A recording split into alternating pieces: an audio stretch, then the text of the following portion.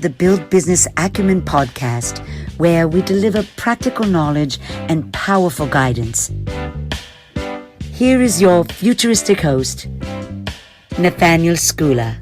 In this expert talk, I'm interviewing Melissa Sassi from across the pond. She's actually an ex-Microsoftie turned IBM-er who brings passion and purpose to the tech industry with her belief that digital literacy is a human right.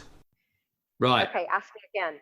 So, about sexual harassment, I mean, this is something that, happens to guys as well, right? But how do you deal with it?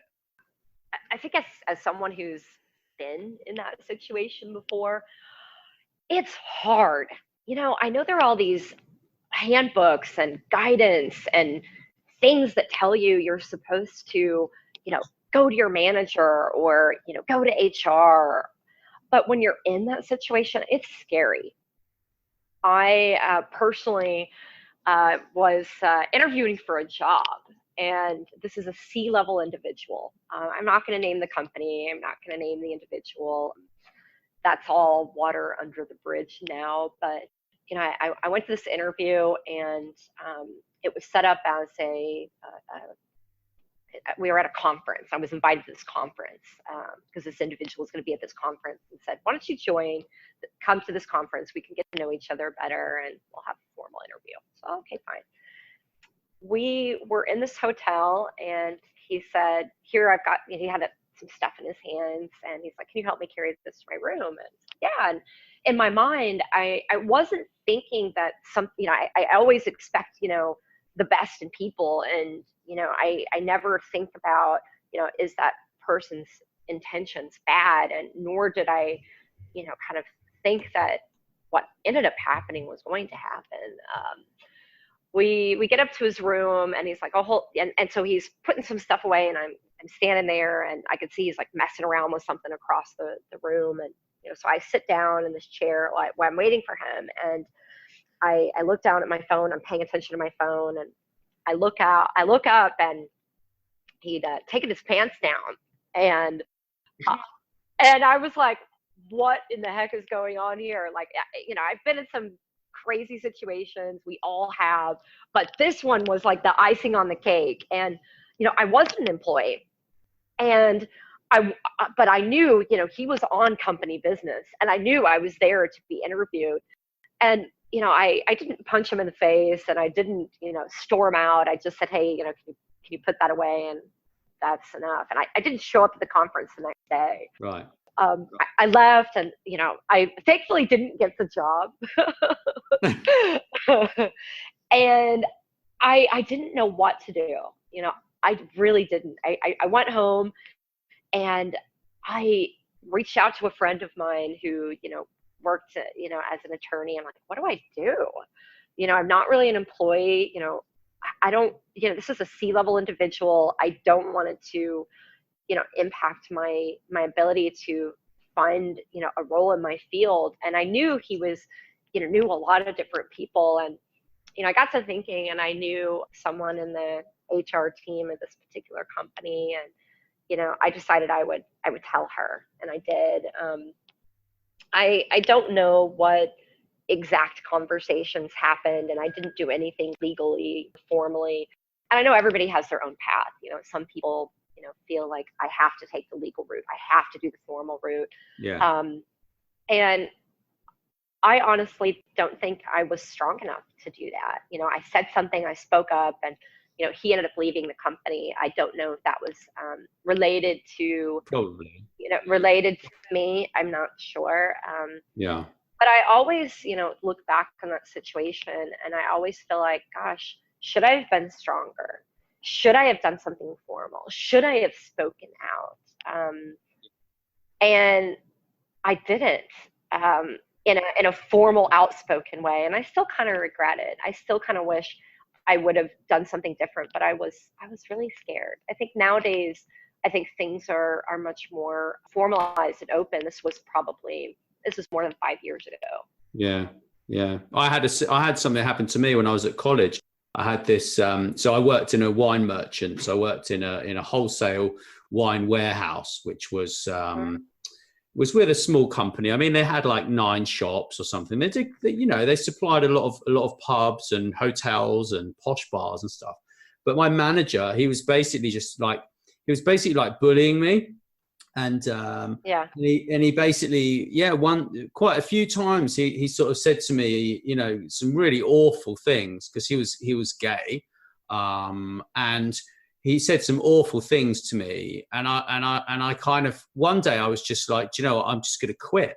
And I actually, because I spoke to the owner of the company. I called him up and I said, look, he's really not very nice to me. He keeps harassing me. I didn't tell him that it was sexual, because, I mean, he never touched me or anything, but it was like the innuendos. And he would harass me for so I would leave my cup on the table, and within like 20, 30 seconds of me finishing my last mouthful, he'd tell me to wash my cup up. I mean, in England, we drink a lot of tea, right? That's really that's really annoying.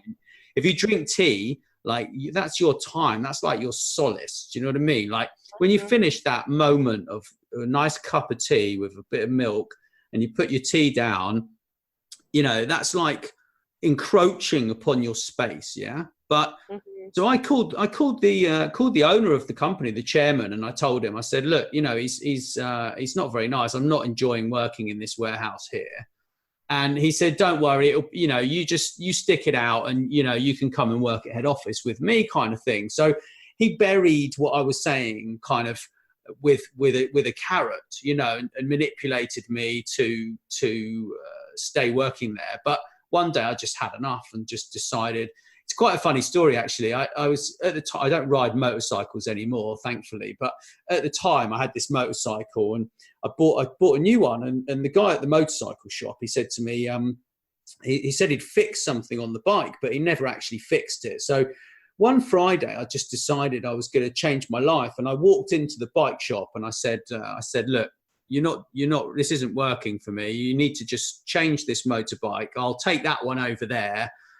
I want you to take the center stand off for me, and I'm going to be leaving in an hour. Oh, and can I use your phone? Because this was back before we even had mobile phones, pretty much. And then I called the office, the head office of the company, and I just said, it all just got on top of me, and I just called them up and I said, I won't ever be in again. Goodbye. And I just hung up. Serious. Just hung up, walked away, and it was such a relief. But my dad said to me I should have actually taken the guy to court, and I feel that I should have done, and I still feel like that now. I feel the same way about what happened there. But and I think I've been in a bullying situation with a manager myself in my professional career, where we did not see eye to eye. We did not like each other. And, I ended up, looking and thinking, you're just, not a professional manager. And I don't want to work with you. I don't want to work for you. And I think I've always heard these things about, whether you're talking about sexual harassment or bullying or whatever, you leave a boss, not a company. And I'll tell you, I've left a boss. And I am very glad that I don't, work with that same individual any longer. And I am so much happier, thinking about that time that I left that manager and went on and did something new. And I'll tell you, it was really stressful. I was really distraught. And it took me a lot of time of kind of questioning myself, and then realizing that, wait a second. You know what? We just don't vibe, and I don't like you. You don't like me. We're not going to see eye to eye. My career is important. My personal well-being is important. And we spend a lot of time at work. So we've got to like the people we work with, or at least be able to, tolerate them, and for me, having a good working relationship with my boss is important. I'm very thankful. I have my boss, I would consider her a role model, my current boss. I look up to her. And one of the kind of important measures that I think about when I'm looking at a team member or a manager is, what's going to happen if I get stuck in an airport with you? Yeah. If I'm stuck in an airport with you, am I actually going to have a good time?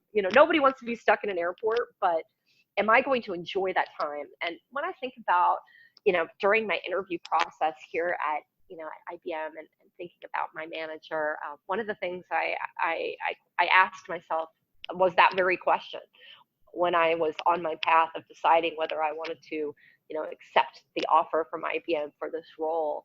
And it was, yeah, I could totally get stuck in an airport with you, and Yeah. we'd have a good time in, naturally in a miserable situation, but we'd have a good time. Yeah.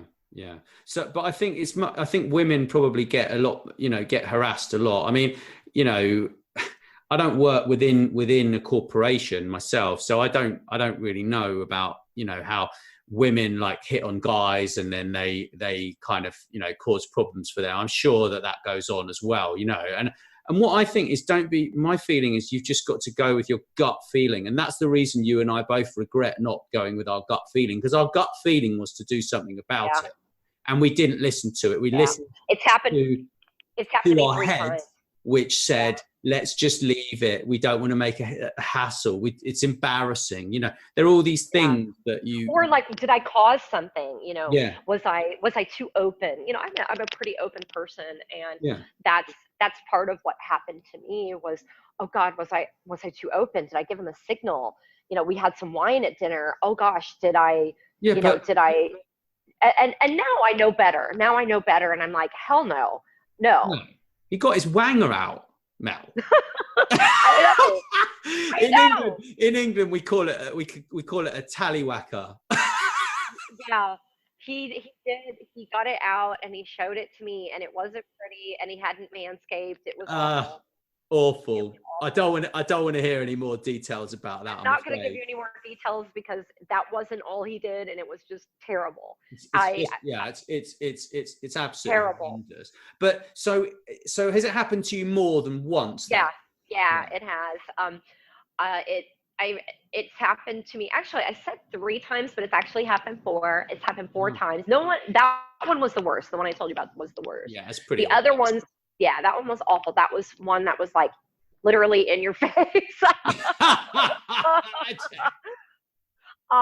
But the other ones were just words, and that made me uncomfortable. But really also in your face words where no question that's what was going on. It wasn't like an innuendo. It was like in your face. And I handled each of them differently. And they were all equally hard. Yeah. Well, it is very difficult because you just get lost, don't you? It just, it must be quite upsetting. And it's almost like you think that you've done something wrong, and it's just because people can't control themselves. Do you know what I mean? It's just, it needs to be a certain level of decorum, doesn't there? And, it's unfortunate that these sort of things happen, really. But so what advice would you give to people who this is happening to or may happen to? So, I think that the first thing is, you shouldn't doubt yourself and blame it on you, which, if I think about, it's easy for me to say that, but if I think about the 4 times it's happened to me, like I blamed myself each and every time, like, oh gosh, what's going to happen if I say something, or what if they don't believe me, or what if they think it's my fault? Especially because in some of these scenarios, we were in a social setting, so we were outside of the office, and we were at happy hour or having some drinks, and we'd had a few drinks. And in that case, it's like, oh gosh, but I think it's important to find someone that you can confide in and, not feel like it's your fault. And I think nowadays you've got, whether you're working in a small company, a big company, a nonprofit, whatever, they've got, ways for you to, confidentially even report things. So if you're scared of, having it tied to you, there are many, many different ways that we can, do things confidentially if, we don't feel comfortable to, go to our manager, or heck, if it is our manager, I think it's important to speak out and not feel like it's your fault. But again, I know that's easier said than done because I didn't always do that myself. And every single time it happened, I felt scared. And I think part of that was, kind of feeling like, well, that person's in a position of power, and that person is more senior than me, or that person has been with the company longer than me. What if I lose my job and I'm supporting my family, or what if my significant other thinks it's my fault? So many different things going through your head.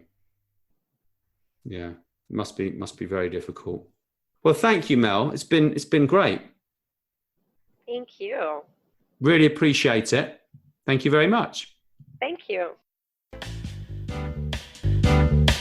Thanks so much for listening. Please subscribe, and wherever you prefer, share with your friends. And if you enjoyed the show, drop us a review on iTunes or wherever you listen.